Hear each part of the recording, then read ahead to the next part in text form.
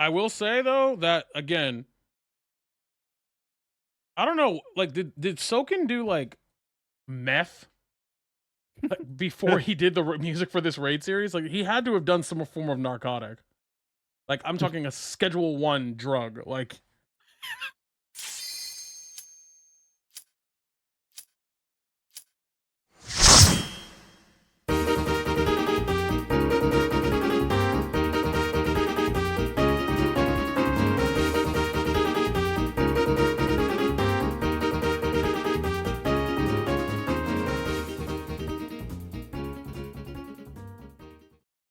once again, the queue has popped. Welcome back to another episode of the Light Party Podcast. You are joined here by your favorite tank's least favorite tank, Tito Streetborn. And I'm joined as always by DPS1. We got my boy Mike with a gun. With a gun. But right now, casting Glare 3. Sure, he is pimp healing as we speak. I mean, it is splendid. It is splendid. You know what else is splendid? Virum. What's up, Virum? Good evening, friends. Life is splendid right now. We got a cool patch with cool content. Life's good. Sure, life is good. You know what else is good? Warchamp's mood. How's it going, Warchamp? Everything that Virum just said, my opinion is the opposite. You know what? That's very fair considering the job that you play. What the hell, man? We're gonna talk about it. I play the job too. Holy shit, we're gonna talk about it. Well, ladies and gentlemen, this is gonna be our follow-up. You guys have already seen myself, Mike, and Warchamp, as well as joined by our friend Wisdom Eel. We went ahead last week and we cleared the normal difficulty of M5 through 8, the Cruiserweights tier of the newest raids for Final Fantasy XIV Dawn Trail.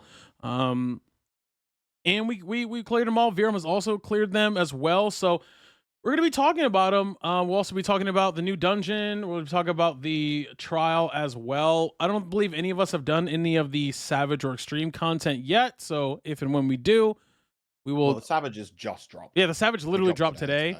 So at the time of this recording. So hopefully we'll be able to, if we do that, that'll be a video as well on the podcast.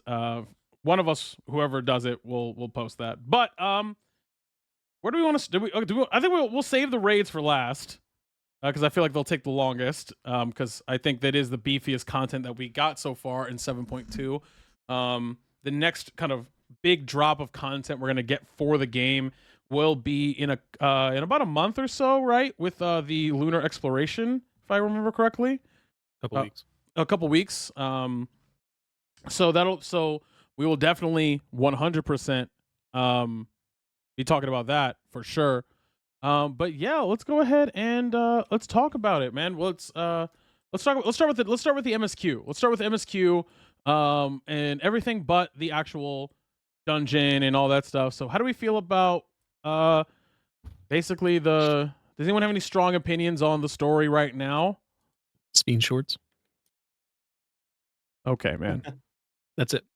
That's the whole comment. Speen shorts. She looks like a Pokemon trainer. Specifically like a Gen 5. Yeah. She looks like she looks like she just got out of like a Lumiose boutique. Yep. Holy shit. And I'm not saying that's a bad thing. I'm just saying. Good. I like it. I'm just saying. I like this Fiend. It's a good Speen. I agree with Mike's sentiment. I do not agree with how he said it. What? You know what? That's fair. That's fair. Just saying Speen shorts is crazy. So, yeah. So imagine how we started this podcast. Remember the first thing that was said. Oh yeah, I mean that's true. We were talking about Y'shtola. That is true. But that's Y'shtola though. That's true. But yeah. So again, there's 2 Sphenes and I guess 3 Sphenes. Excuse me. There's a lot of Sphenes, hella Sphenes. But this is the Sphene that we meet here is the true Sphene, Sphene Prime. Yes, Sphene Prime. And she I do appreciate, at least they definitely tried to make it so she had a very distinct personality from the other two, which I appreciate. I don't know if you guys also noticed, she's not as shiny. You guys notice that? She's like, she doesn't have like that lighting effect that the other scenes have, where she like, it seems like she's very bright and like glittery. She doesn't have that. I think it was the clothes. Because like Sphyn's, well, the other Sphyn's clothes were all like neon laced and shit, right? Yeah, So I think that was just like lighting effects on that. maybe. That this Sphyn doesn't have because she's sensible and doesn't want to look like a fucking street lamp. That's true. But we get into I gotta- that I and gotta see if Tito's onto something here. what are you you're gonna look it up? I'm gonna fire up the game. Yeah. Yeah, she's definitely I don't know. She's definitely not as shiny, but that leads us to what would be, you know, we figure that out, figure out what's necessarily going on, and we get kind of an explanation of what happened with this Sphyn and kind of where she fits in the overall timeline. But that brings us to inevitably the Warrior Light and the Scions have to go and basically to where a version of Alexandria Castle, essentially, to or what is left to find, basically figure out what the fuck happened and figure out to try to put the pieces back together of what happened on the day, why is she here, and what the fuck is happening, and all that stuff. So that brings us to the Underkeep, which is the newest dungeon, the 5th of the level 500 dungeons. And we mentioned this in our patches as well, but Mike and I had a patch review as well, that we didn't get a chance to go over with you two. But I'd like to hear both your thoughts on the new roulettes. We have expert, and now we have level cap as well. So any thoughts on those particular, on that kind of level 100, more things to do at level 100? I mean, it's cool. We get, you know, it's, I guess you could say it's easier to get or quicker to get daily resources with an extra roulette to do, which is nice. But it's largely like similar-ish though. Yeah. I'm just happy we're going to be able to see more level 100 dungeons like in my Right, that daily are roulettes gonna now. get rotated Yeah. out. Yeah, so that way it's like, oh no, I'm looking at Smileton forever, and then, oh wait, I'm never gonna see Smileton again. Like, unless I hard queue it. Like, I like that. That's like for me the best part of it. But yeah, that brings us to the Underkeep itself. Let's thoughts on the dungeon. I quite like the aesthetics of it. The bosses were all okay. The slab at the end, the fucking Yeah, door the It was the a door. creepy- was a door. It was just a door. But yeah, like I don't think it was a bad dungeon, but I don't think it was anything that really like wowed me first time I went through it. I had a pretty fun time going through it. I remember explicitly saying on my first run that it felt really short. And like, you know, but my entire group was new to it. And so like of course we wiped on like a boss, right? But even then it felt like a really short dungeon, which I guess is fine. But I don't know if it's supposed to feel like that. Is it just me? Or they're skipping on these patch dungeons? Like, does anyone know? Underkeep is fine. Because like I think Field Station is horrendous. I It's think such a Underkeep it's is a literally straight it's literally 3 hallways. It is 3 hallways. Like it is the most walk forward dungeon I've played in the game, possibly. Like, it's crazy. You're just hallway, literal hallway, into pull something that doesn't kill you, into literal hallway. And this one is like, and then the saving grace of Field Station is that the final boss is really cool. Right. But like Big Hole is like whatever. But like, I don't know. I don't know. The bosses, I agree with Virum. These bosses were like okay. Door's cool, I guess. I think I mechanically they were pretty interesting. yeah, I liked the second boss probably the most out of Underkeep. The second one reminded me of that one boss from, I think it was it Smileton, or it was one of the Endwalker bosses. It was either Smileton or the Stigma Dreamscape, where you Mhm. had that like holographic soldier. It reminded me of that. I'm trying to remember. It was a second boss of one of those two dungeons. I I think it is the Sigma Dreamscape. If I'm thinking of what you're thinking of. Hmm. Yeah, I mean the boss is fine. The dungeon's okay. But then once you get through there, that leads us to our trial. Um, uh, uh, Lady with Sword. What the fuck is it? What is it called? That fight's cool as shit. I like that fight a lot. What's it called though? Recollection. Recollection. Thank you. Recollection, yeah. Yeah. Thoughts on that, Mike? That fight's cool as shit. I think it's just neat. It does a lot of neat things. I gotta run. I like things where I have to run. Um,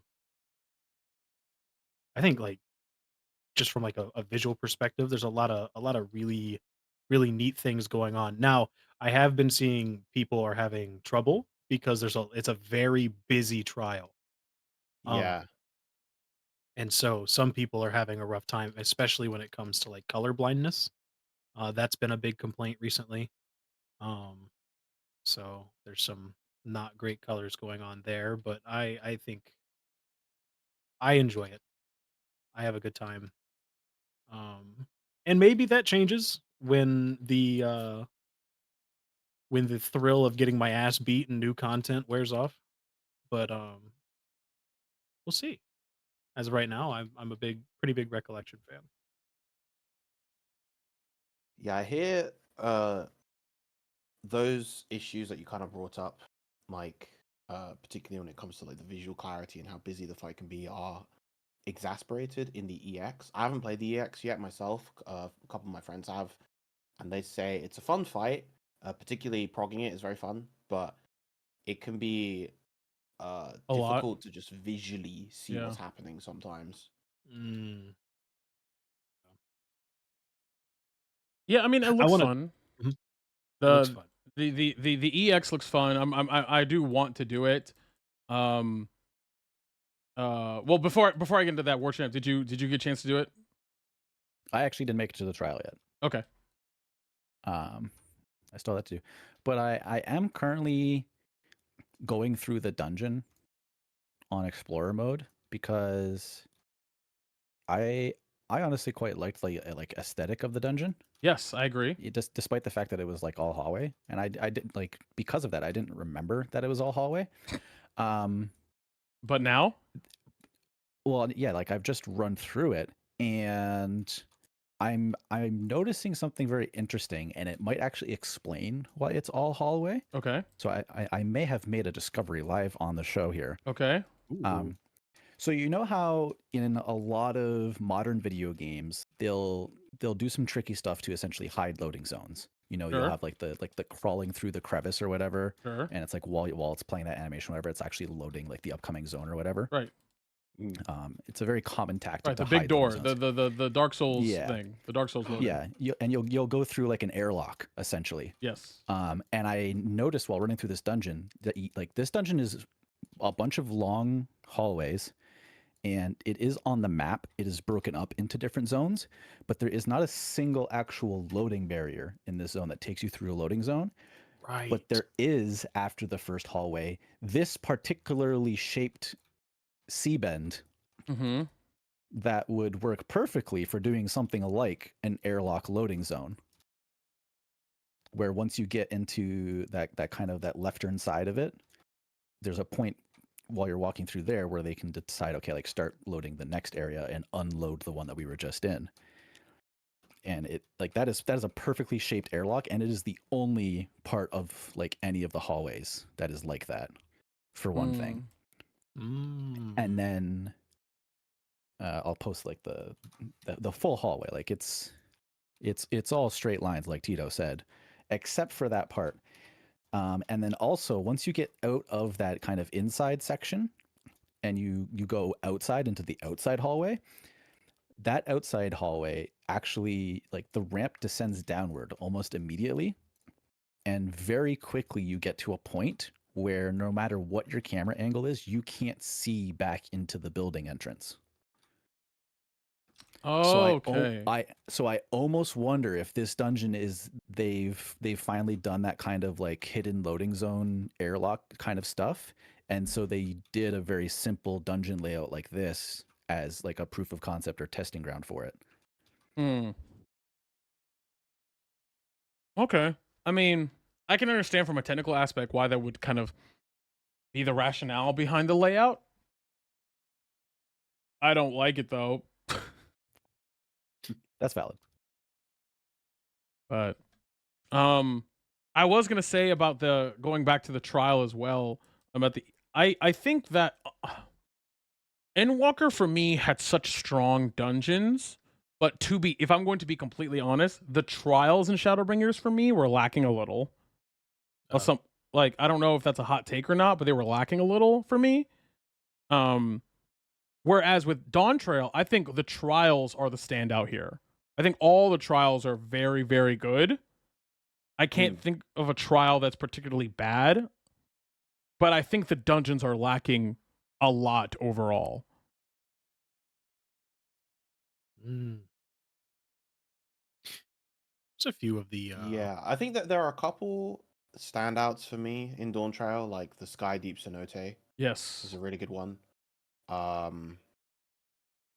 Yeah, that would probably be the biggest standout. I'm a sucker for But cyberpunk, so like Vanguard and Origenics, yeah, Vanguard's cool. they're my thing. In terms of a dungeon, yeah. Yeah. And then I've been really big on like Alexandria as a dungeon recently, but I'm sick of Alexandria. I like that dungeon a lot actually. But I like story dungeons. Like story dungeons are probably my favorite part of things. I'm sick of So, like, Texas, bro. I'm sick of you're sick, Texas. you're sick of okay. You're sick of going to Texas? I'm sick of Texas. Dang. I'm sick of that giant mega tender. You're sick sick of of the little goo? snake. Oh, Tender I'm Valley. sick of the, I'm sick I of knew the what he meant. chimney. Yeah, no, He's sick of the goo at the end. Sick of all of it. I don't know. Like if I got it, I was happy to get it the last time I got it, but it's because I haven't seen it in like forever, right? Yeah. But I'm sure, if it was like an everyday thing, I'd be like, all right, man, these cactuses out of here. No, not the cactuses. He's tired of seeing 10,000 needles. Bro, it's 100,000 now 100,000, yeah. in the middle of a pool. Yeah. He's right. But yeah, I mean, I think Galulja is a great fight as well. Even though I haven't really done that one again. No, I just haven't either. but like I remember it being very, very good. And I think Sphene is really good. That trial's on my that trial's like a top 3 trial in the game for me. Wow, adore really? that trial, yeah. I think it's fantastic, yeah. I mean, it's just so again, I think the trials in Dawn Trail are clearly where I think a lot of their creative focus is going, as opposed to these dungeons. And honestly, I don't know. It just felt like this combination of trial two dungeons to a trial have felt very much to me.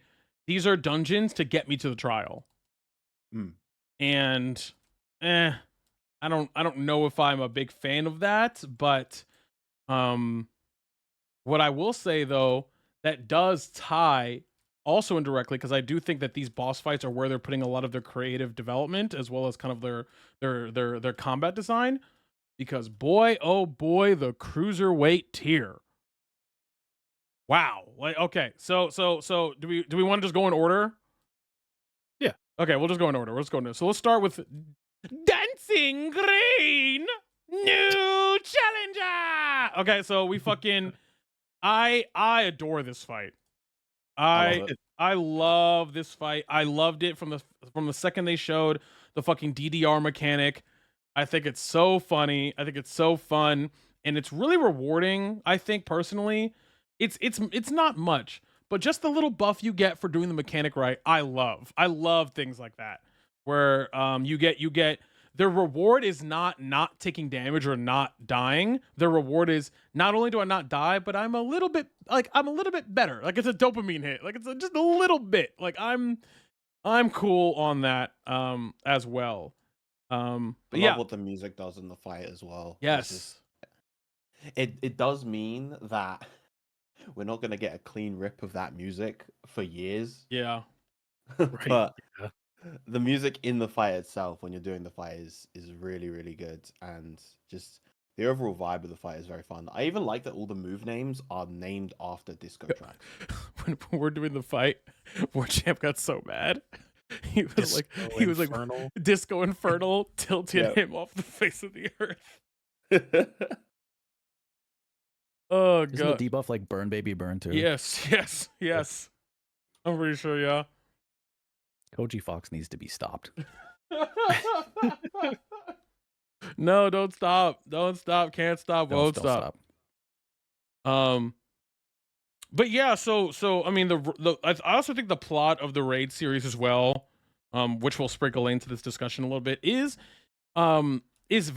simple, but I think is like good enough, if that makes sense. Big evil corporate man hiding a sickness. You go around try to warn everybody. Some people are like fuck you. Some people are like oh no.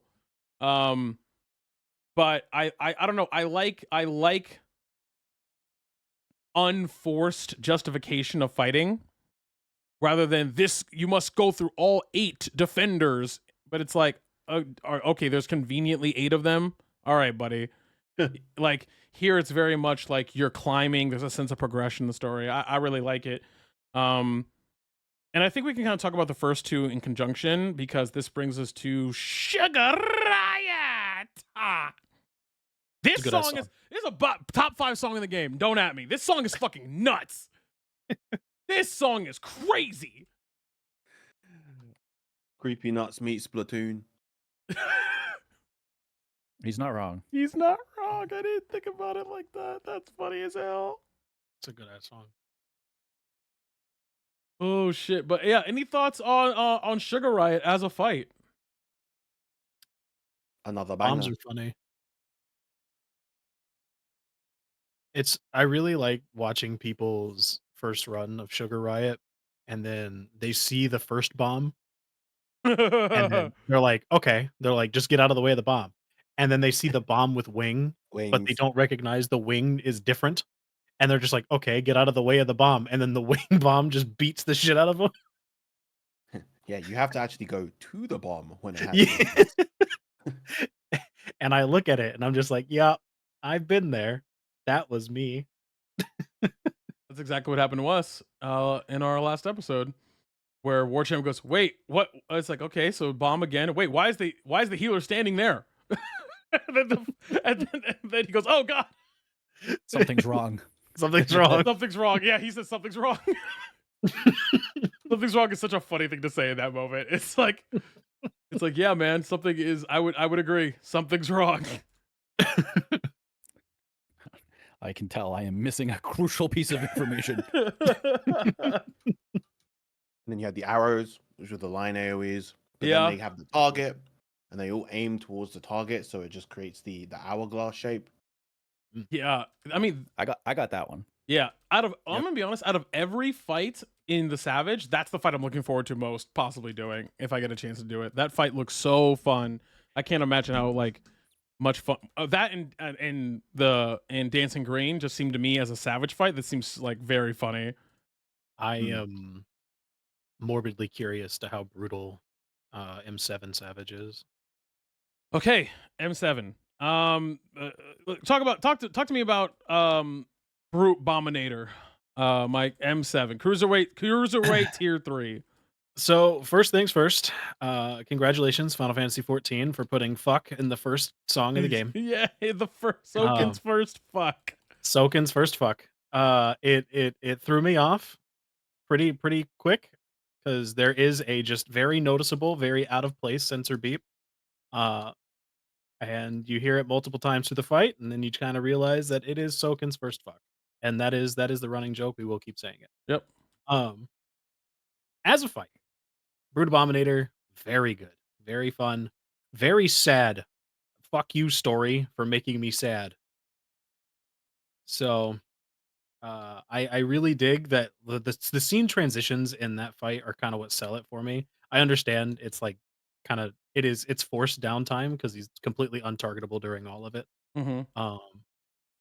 But I think to me it just like amplifies that cinematic nature of you're in a wrestling program and this is an actual honest to god grudge match. And I like it's just cinema. It's cinema. I like it. That's probably my favorite fight in general for the cruiserweight division. What do you No think, matter how Worm? many times that just bodies my team. Yeah, that fight was a banger. It was the one I struggled on the most personally. It was the one that definitely kicked my ass the most. Um, I just had a brain fart when it came to the petrification the first couple times. Yes. And then I was like, and then I realized, you're not looking away. You're standing behind the ads that are dead on the floor. There were actual That's why arguments they're in dead on this the voice floor. chat. Yeah, we actually were like, I actually was like, I thought you had to do both.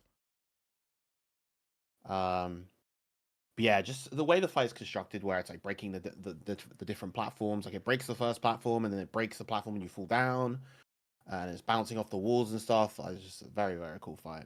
Also looking forward to how they do that in Savage. Oh God. Yeah, the swings always get me in that fight so far. Like that's the one thing I'm still like, I don't get it.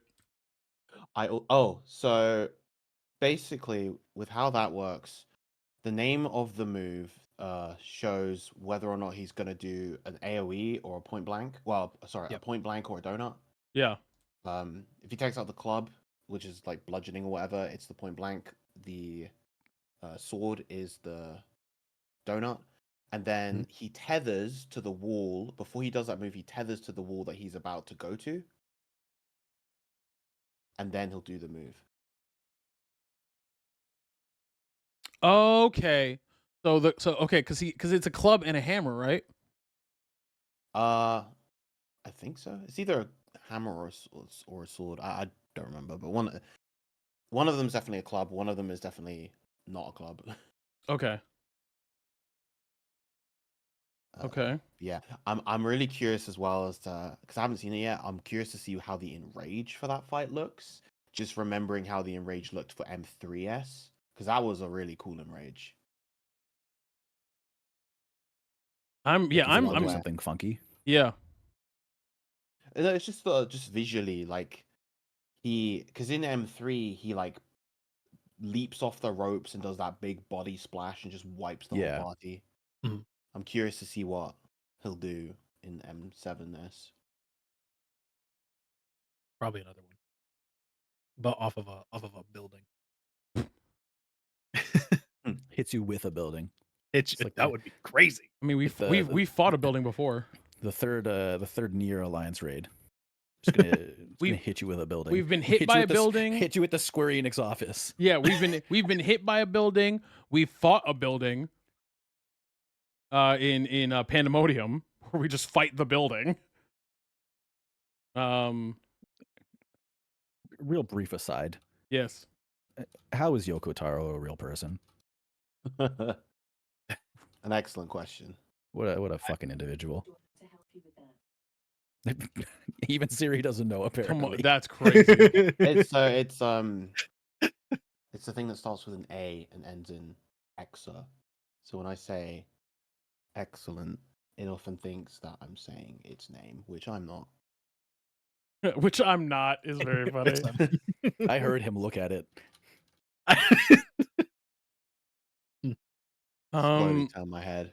Wasn't fucking talking to you. Well, that brings us to where we end up, which is in M8. Whatever his name is. Howling Blade. 'Cause he's a Howling wolf, Blade. but he's also a Fantasy Star Online. Yes, where we fight Phantasy Star Online. Um, I want to like That this fight's fight fine. more than I want to like this fight more than I do. I'm gonna be honest. I personally don't think it's a bad fight. I'm not saying that, but to me, M7 felt like it should have been M8. You know what I mean? Like it just like in terms of like grand like presentation wise, it definitely felt like a step back from like this super epic grudge match. This fuck like mechanically, I do think, and even mechanically, I think M7's harder than M8. Like and more Yeah. interesting for sure. But I don't know. It just I don't know. It felt I think I would like it more if it happened before M7. Does that make sense? So I'm gonna ask a question that I think I kind of know the answer to. But have you been watching any of the World First Race at all? For WoW? No, for the Savages. Oh, no, not yet. They're on M8. There's more. Okay. So I- Oh, yeah, is it another? the- It's another there's- two phaser. it's not a door boss, but it is a two phaser. Yeah, I heard that it's not a dual boss. I think that's really cool. I'm But not they're- mad at that. Like, But there is a second part to the fight, like full transformation, completely new mechanics. So I think part of why it's a little bit bland on normal is because Savage got the real stuff. sure. Okay. I mean, I'm excited. I definitely am gonna go back and watch. I love all that, so I'm gonna go back and watch. But, but and that's what I thought. But what do you guys think of M8? I enjoyed it quite a bit. Again, I agree that it wasn't the regular fight wasn't as tough. I just think like considering the character themselves, I feel like considering the character themselves and the relationship that they had with the M4 character, I feel like it makes sense for them to be M8. So like to cap off the raid tier. Mm-hmm. Right. With what's her face? Yeah, with Yeah. the Thunder. Yeah.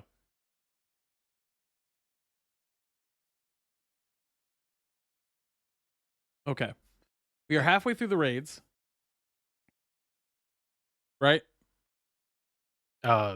No, we should only have one more No, series. no, no. We're 2/3 of the way through the raids, right? Is what I meant. Yes. Yeah. Yeah.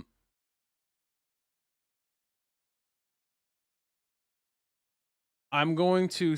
I don't want to bit too hasty, but I think I already like them more than Pandemonium. I think they're already my favorite raids, just off of the first 8. Like because Interesting. I think that if even if it maintains the same quality in M9 through 12, definitely thematically we all know I kind of lean towards this aesthetic. Like,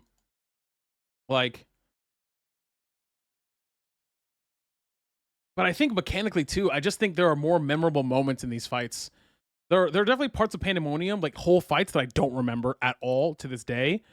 But yeah, I don't know, man. Like I really think these raids are some of the highest quality content in the game. I really think so. Like if we were to make a tier list, and we will, of all the raids, once these raids are done, we're gonna make that. I don't see any of these falling below the second or second tier. Like there are no stinkers so far for me. Mm. I'm really interested I to definitely see 9 to 12 with story implications, right? Because like the whole story of the what is it, psychonecrosis of like the soul splitting shit, Right. and that you're flatly told, hey, everyone in the heavyweight division is dying from this shit right now. Like as we speak. As we Yep. speak, they are gone. So I think those fights, from like a thematic standpoint, they might be less campy, but like super brutal. Yeah. We get Behemoth, right? Behemoth is one of these fights. Surely. Has That'd to be be, funny. right? It's not even like a person using a feral like It's just soul. Behemoth. It's It's just just it's just Behemoth. straight Wait, up the Behemoth. The president is Behemoth. He just has glasses. All right, Glass and like a suit and like a tie. we What, got to start a betting pool right now. what shard are we dealing with again? I forget. Is it 11? The ninth. Is it 9th? Yeah. Yes. Yeah, it's just like it's just a 9th shard behemoth. Like it looks a little bit different, but it's not like a feral soul. It's just straight up a monster. Who we got any bets on who this president is? Have we just not seen them at all? No. No, but we also haven't like heard them Has outside of like a thing. I feel like it's like it feels kind of campy, but like that's also sort of the point with wrestling, right? Like it feels kind of campy for it to be the like the ringmaster guy. I What's his 100% think it's Metum. I, or I some also shit I like also think it's Yeah. the I also think it's the It's- Lalafell. It's 100%. gotta be him, right? that. Right? like Like it's just it's too campy and like that's perfect for like And wrestling. he's Bahamut. And he's got so many lines where he's just like, "Oh, I try not to do this, but the president like forced us. Like the president made us have to do like fuck, what's it called when like a wrestler records like a clip or whatever? What There's do you a name mean? for it? You mean like when they're shooting? Yeah, Yeah, like if they're talking not in like if they're talking about real life, like a real life is a shoot, and in wrestling world it's a work. that's not. I don't think that's the word I'm thinking of. It's not hit because like the same way that there's like babyface and heel, like there's a wrestling term for when they get like a wrestler and they pretend as if they're like backstage catching like a real moment or whatever, but it's totally fake. Oh, it's like, kayfabe. Yeah, yeah. They're kayfabing you. Yeah, for sure. He's working you. Like he's for sure. I like. Yeah, I think he's the president. I think the president is him. And I think honestly, I think that it's one of those things where the raids end, but I think he controls like the heavyweight champion. And I think the heavyweight champion is Bahamut. But I don't think you ever fight this Lalafell. Or maybe Metum or whatever is like he fuses with the heavyweight champ and Bahamut or some bullshit like that. And they're like the tag champs. surely Metum's gonna do some macho grubba shit. Good old 1,000-year door. We're gonna get red herringed. 100%. I Yeah. think so. Do you think you fight him? Do you think we fight him? You think we fight? I think so. I think Sure, that's we where his have to. best commentary is going to be. Oh, he's gonna commentate his own match. Yeah, Oh yeah, no, 100%. no, you're right. He will. He That would will. be Yeah, fire. you're right. That's happening. Yeah, you're right. He's going to talk mad shit the whole time. Like you miss a mechanic. Oh, down goes the challenger. Like he's gonna fucking. Yeah. Yeah. 100%. No, you're right. Yeah. Fuck. Yeah. That's good.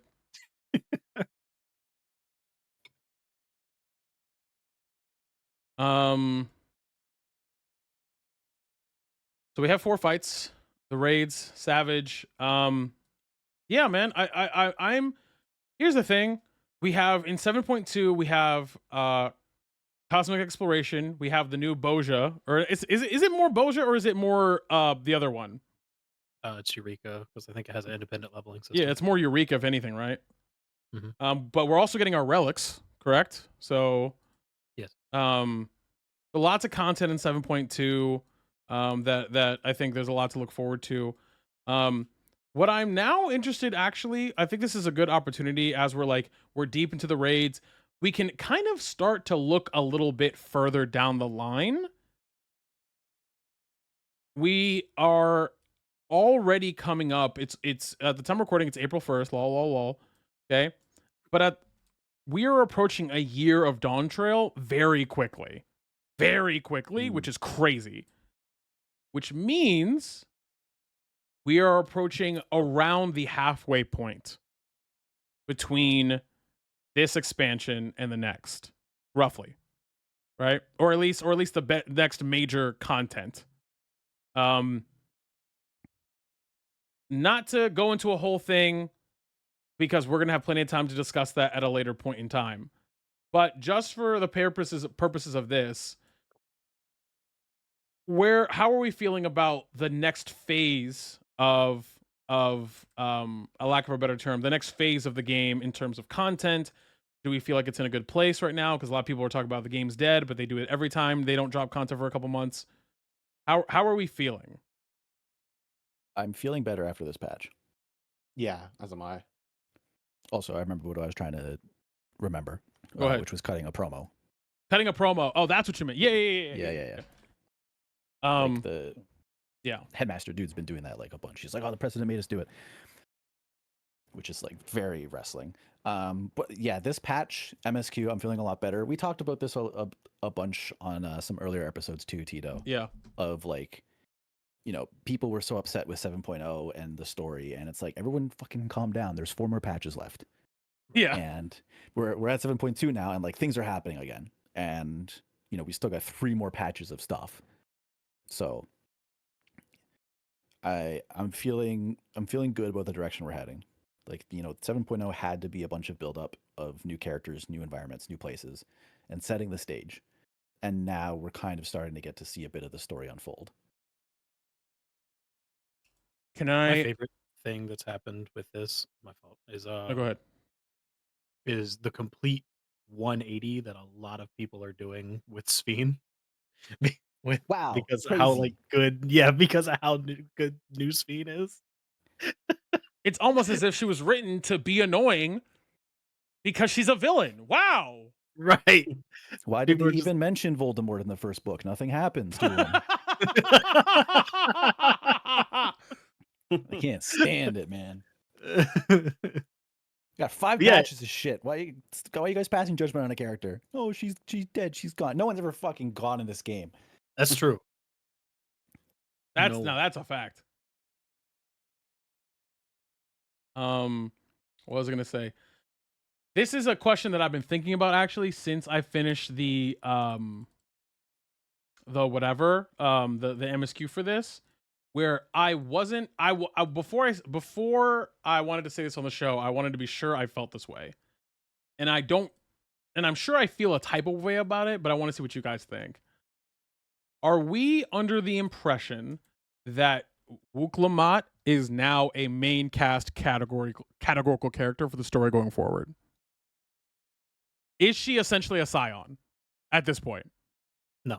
Or do we think that she is a product of where they are, and as soon as they go somewhere else, she is not involved? I think they are going to shelve her just as hard as they did Hien. Yeah. I think she's going to be an expansion character. She'll show up from time to time when we're in the Dawn Trail zones or whatever, and we'll catch up. Like, oh, hey, welcome up. We haven't seen you in ages.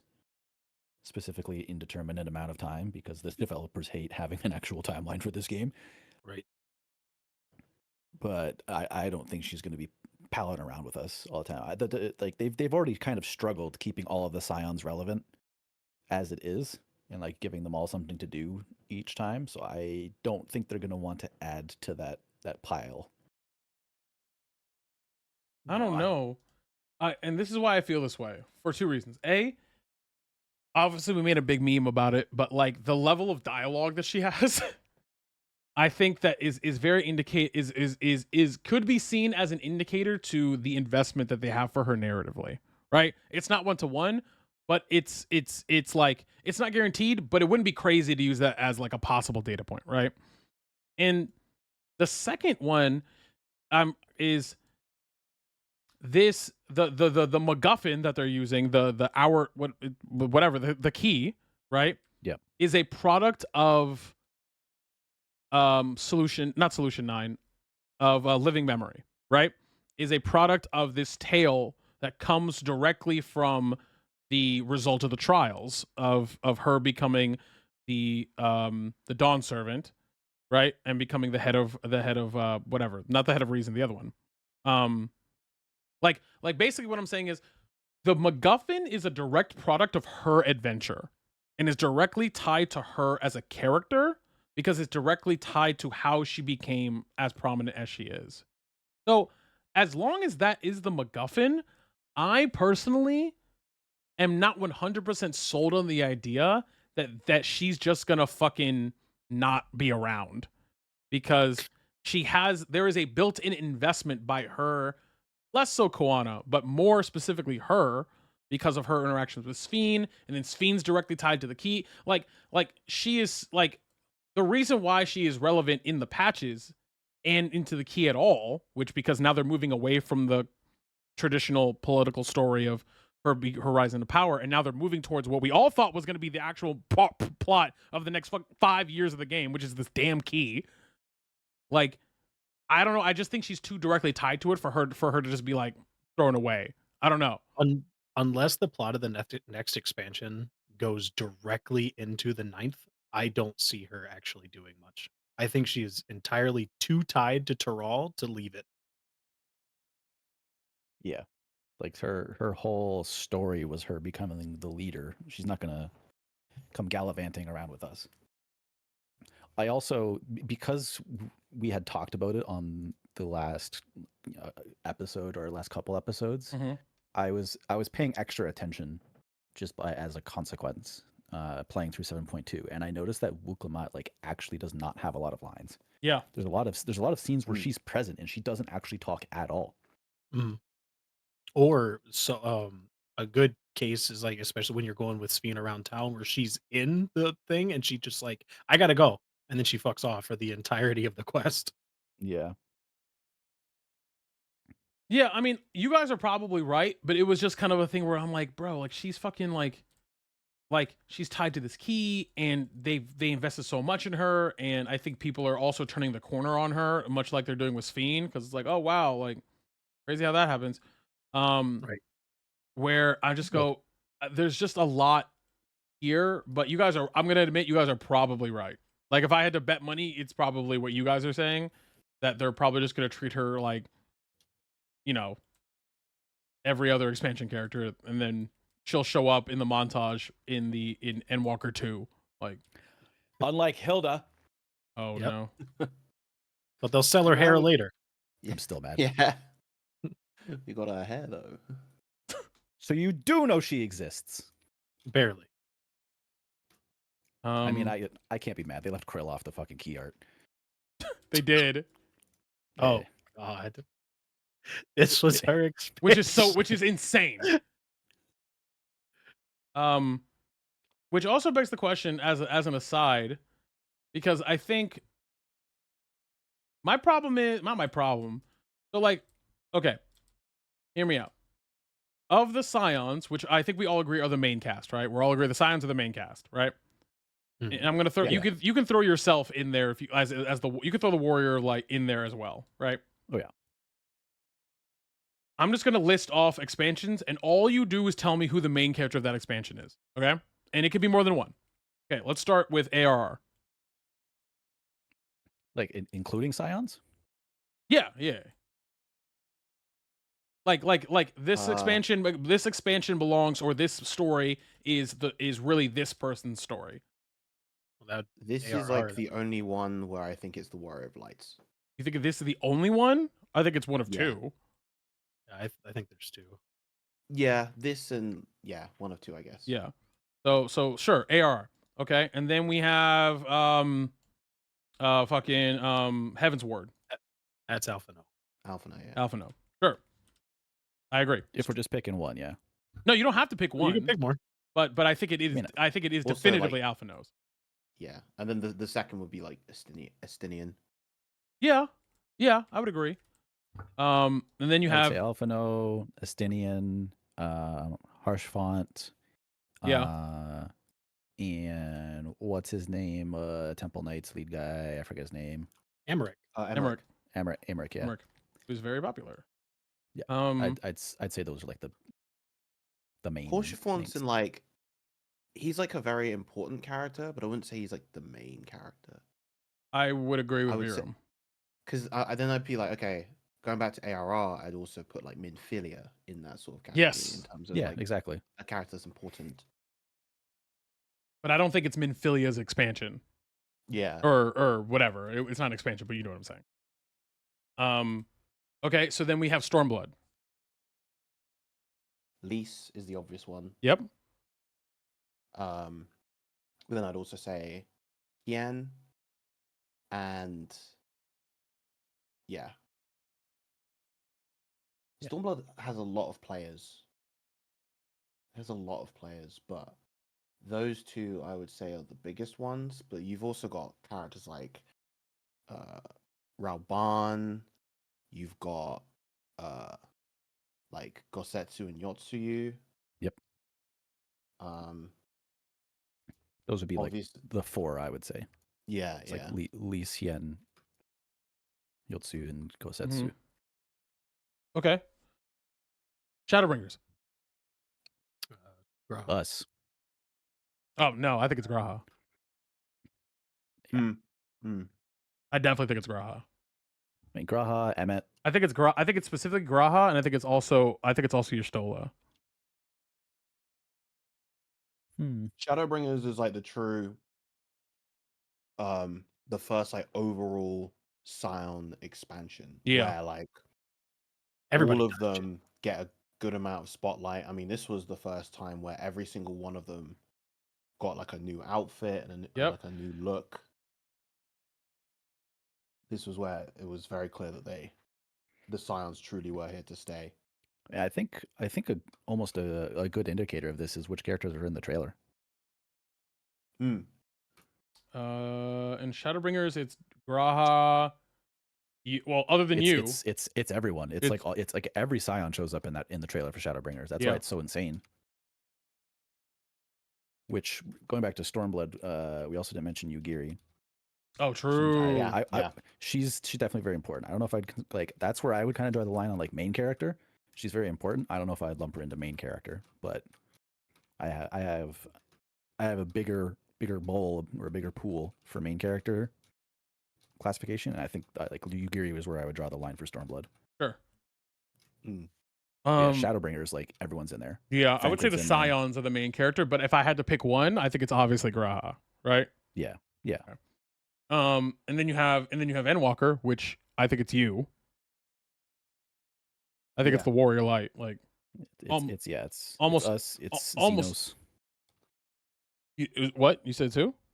Xenos. Yeah, Mhm. yeah. But it's really you. Like that's kind of where you go from guy who's really strong to hey, there's that guy, the walking god machine. Yeah, but when you became that, who was right there with you? Yeah. Who- We punch Xenos in the face and then credits roll. Right. And also, you're standing on his back fighting the bird, man. Like, Yeah, that's true. And then for Dawn Trail, it's Wuklamat, and then Yeah. and then a step below that is Kawana. Mhm. But I also think Erenville and Kryl. yes, I also think Kryl and Erenvel are like right there as well on the same tier as Kawana. Actually, I think I put them a bit above Kawana. I like Kawana really did not get the screen time that I think he should have. you know what? in, You're like, right. 7.0. You're right. In the patches, he's gotten a bit more. 7.1 was really his time to shine. Yeah, Yeah. you got a limit break, Yeah. Wow. He had that in 7.0 too, and I'm still mad about it. and yeah, it's better than yours. It is much better than Satellite Beam. I'm still pissed. Yeah, it's very good.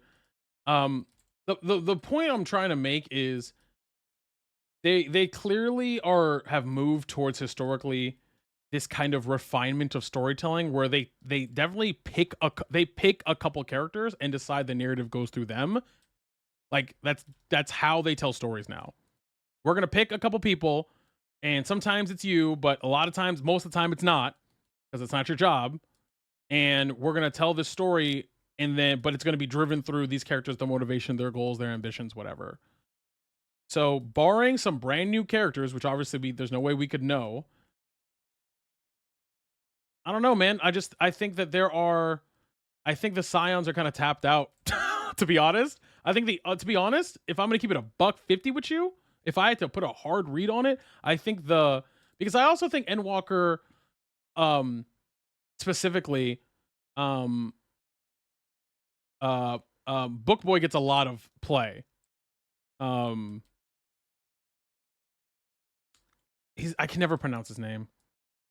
Talking to Ryanje? Yes, thank you. I was Okay. literally blanking. It's like, who the fuck's Book Boy? Book Boy. Right, I'm like, do you know how many people these Scions read, man? Like, They all read. They love reading. you narrowed it down. None. Actually, only one of them likes reading. 3. Oh, okay. Well, At least. okay. Now, okay. Graha likes reading. 4. Alpha no definitely like reading. Alpha, no. Y'shtola definitely like reading. No, I said boy. I said book boys though. Oh, you did say Oh, that. right, yeah. Yeah. We'll give that to So them. then it's So yeah, there are that's 3. definitely 3 book boys, though. Yeah. No, you're right. But I say that to say, if I had to put like I think the story goes through Alizé, the next expansion. I think out of all the Scions, I think she low key has gotten the least shit. And then they kill her. And Oh God, were you reading my mind? I will be on my knees in tears if they kill Alizé. that would be it. I think we're gonna talk about this as we get closer, but bro, everything about the way the story is going and how important this key is and how they're basically setting up to be like, we're gonna start reflection hopping and it's this fucking multi-dimensional, multiversal Thanos level shit. I would be shocked. Legitimately, I'm willing to bet stakes that one of these Scions is dying. 100%. And I think it's Alizé. Like, I really think it's Alizé. Because I think it's and you want to hear the big brain thing that ties to the thing we're talking about? Do you know who I think kills her? Go for it. You know who it is. I don't. I think it's Is it right? Y'shtola. Fuck it out. I think that's how you turn Y'shtola into the big bad. Have her kill one of the twins. I think you have her kill one of the twins. Yeah, that's where I uninstall the game. Yeah, I think. Oh, it's so Jesus. good, bro. You'd never see me again. Bro, not Veer. That's- Veer. We put out a fucking press conference. Veeram has parted ways and severed ties with the Light Party podcast. We will accept no further questions at this time. Thank you. Like it's like holy God.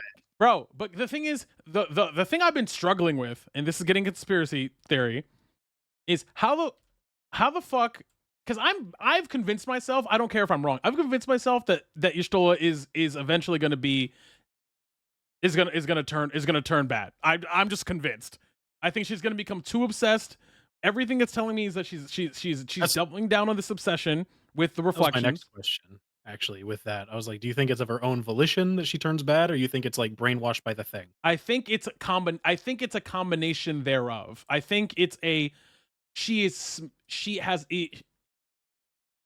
I think it's one of the things where they're going to do the whole redemption thing, where I think her obsession with connecting the reflections is the avenue in which the big bad, which I think we've all discussed, and I believe we're all in the same accordance in terms of a possible idea, is Ultima. Right? I didn't make that up, right? No, you didn't make that up. Okay. I think that obsession is how Ultima gets her hooks, or Ultima's a her, right? Usually. Ambiguous. Right, okay. Well, Ultima gets their hooks into Y'shtola's brilliant mind, and whether it be their mind control or just Y'shtola's obsession kind of takes over, and one of the expansions, she fucking nukes one of the goddamn Scions, and it's through that and through after that story where Y'shtola comes back and has to deal with that, and because you're not killing Y'shtola. I think Warchamp also convinced me that Y'shtola can't die, but like I think Alizé He tried to kill her 3 times already. They yeah, did. but I don't think she can die either, because in most things where they like have 14 representation, It's it's Y'shtola. typically Y'shtola that gets the slot. but unfortunately, you know who can die Literally everyone else. specifically? Sorry, Viram. Leave Alize alone. I'm sorry, man. Viram. Because like look, like how else do you turn that feels to me such a Final Fantasy 14 thing of how else do you like these eternal friends who have respect for this person who will do anything to save them. How do you create a road of redemption for the Scions? Oh, and how do you make it so that the warrior light can be like, I never gave up on you. I'll fight for you. Like you just you just made character your way through everybody's fucking life. Like I don't know. Like that's my big brain thing of like I think based off the story, I think Y'shtola. I don't know if Y'shtola. I think Ultima is the big bad, but I think one of the big bads of the expansion is Y'shtola, and I think it is she nukes one of them. And if I had to say they're gonna nuke one of them, unfortunately, it is Alize. And I don't know, man. Like I just to me, if I blue sky this, it just makes a little too much sense for me to not think it. I'm like until someone gives me a better idea, I don't know, man. I'm sorry, Vera. I don't know, man. Like Because there's no antagonist. The first expansion. No. But in AR, you know who the bad guys are. Well, that's fine. But the thing is, like, they are very, I don't like. They are being very coy as to who the threat is. Right. Well, because in your eyes right now, as of present moment, there is no universal threat. It's just a bunch of idiots doing idiot shit, and you have to stop the idiots from doing idiot shit. Right?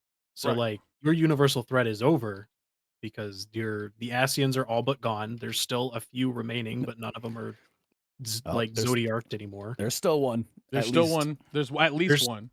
There's a few. There's a few that are still kicking, but none of them are Zodiarch. They're kind of left to their own devices. I would be willing to bet that what's his fucking what's the book kid from Kingdom Hearts? Zexion? Is that him? Yeah. Anyway, the fucking clone of him that's in 7.2. Yeah. He might be our one of our missing Asians, if we're being real about it. Oh, do you mean the pasty scientist dude? Uh-huh. He needs some sunlight, man.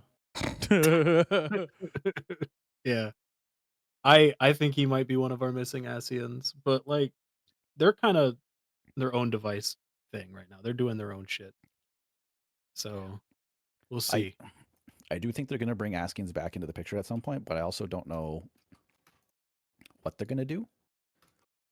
Like, I feel like they might just hold on to that as like, something in the back pocket for when they need an ass pull.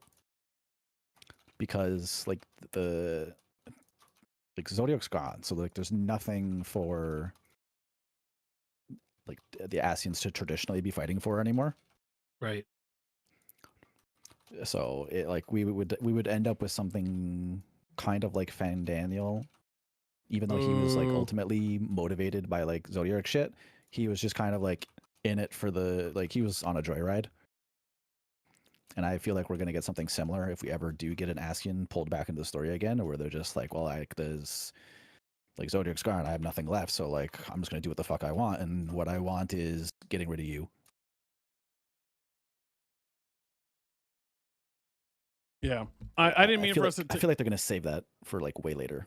Yeah, I didn't mean for us to go into fucking conspiracy land, but I was just like, while I was playing this expansion, I was like, bro, where are like I know where this is first expansion, but I feel like there's not I don't know. There's no direction at the moment, and I don't know. I don't know. I think we're about to get it. Okay, I'm Like, excited. I think 7.3. Yeah, we might get hinted at it. Somewhere in here between this and 8.0, we're going to get hit with it. They're going to be like, this is what's going on. Well, okay.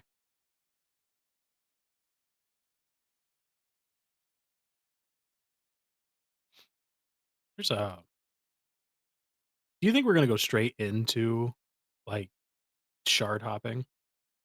No. via key, or No. are we gonna go do the 2 other things Emmett told us to go look at?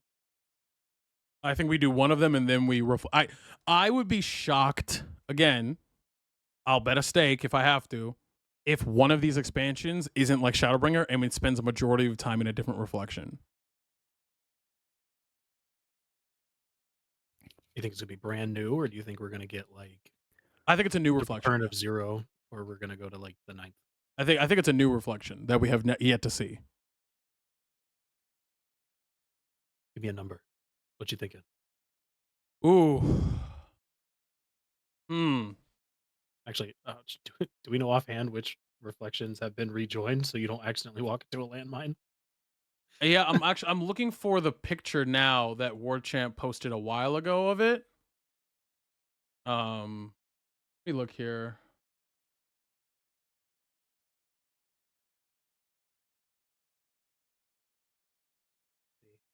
I remember Warchamp, you posted it in the chat a while ago. I want to make sure before I say, huh, yeah, guys, let's go to the 9th. And then, yeah. I assume other people are also looking for it. Yeah, I'm trying to find it.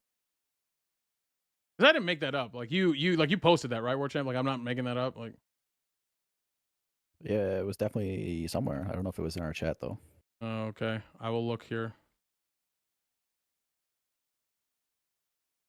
I'm just gonna look at this map on the wiki. Rejoined shards. Okay. So the 13th is the Void, right? Yep. Right? The first is Shadowbringer. Right?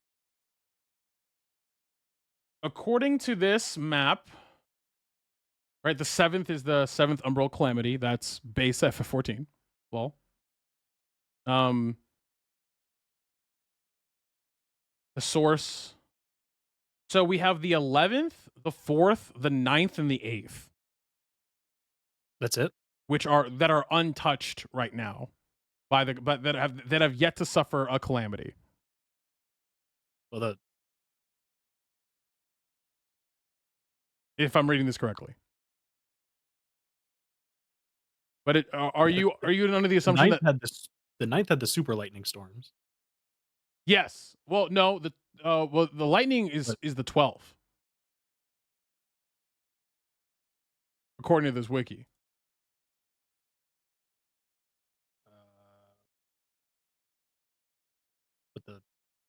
So there might be some soft retconning there because the 9th is where Alexandria is from. Right. And but is that confirmed to be a calamity?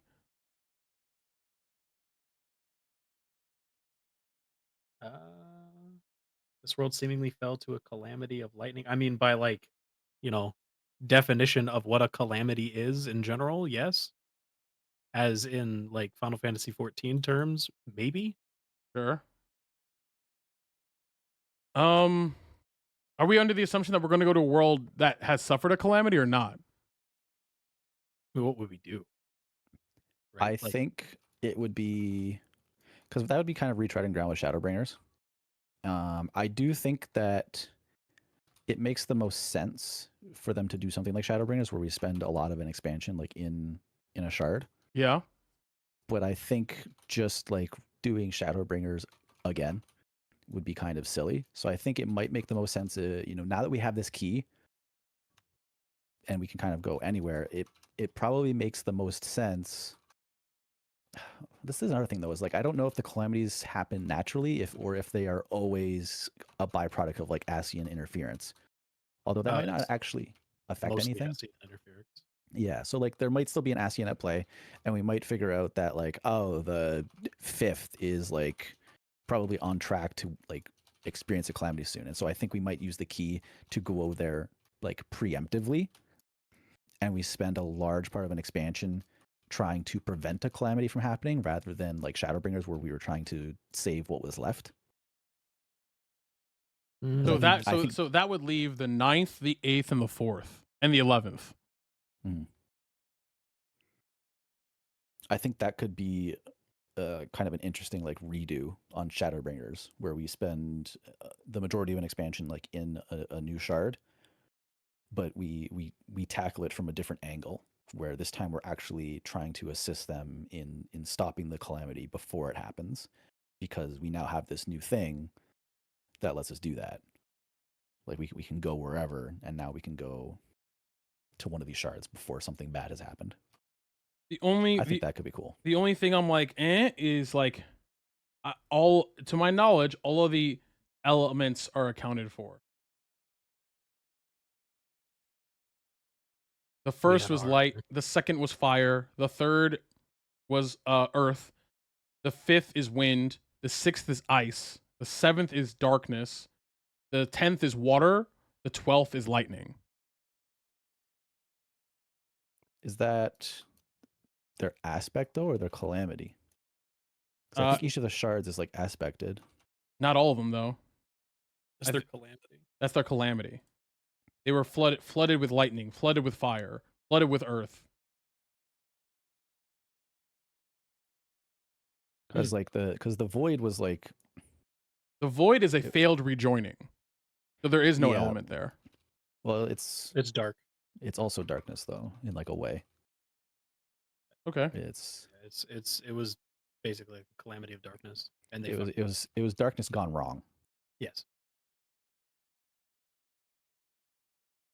So I almost wonder if, with Ultima kind of on the table, like that could be something.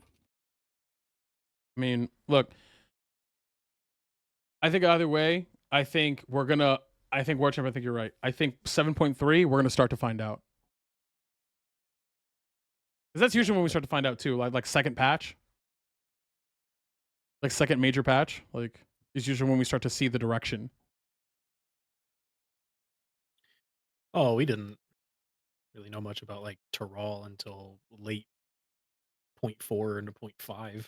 Well, I would call that a little bit different because we are going from one arc and in its entirety to another. But if you like you at least start to see the direction of where you're going in terms of narratively. Like, are we like they definitely start foreshadowing a little bit early on. They love to fucking do that. Annoying. They do love to fucking do that. But well, lots of stuff to come through. By the time the episode drops, we'll see. Maybe by the time the next one drops, we'll have done some Savages, some Extremes. But also, by the time our next episode, you hear from us again in a couple of weeks, you guys will we will have actually be talking about lunar exploration. The sweatshop opens, and I will be getting extremely angry about Black Mage. Yeah, he does not have the fervor today. for a few reasons, but next time. Thank you guys for watching. Make sure you follow us on everything, and make sure to do your dailies. Thanks, guys.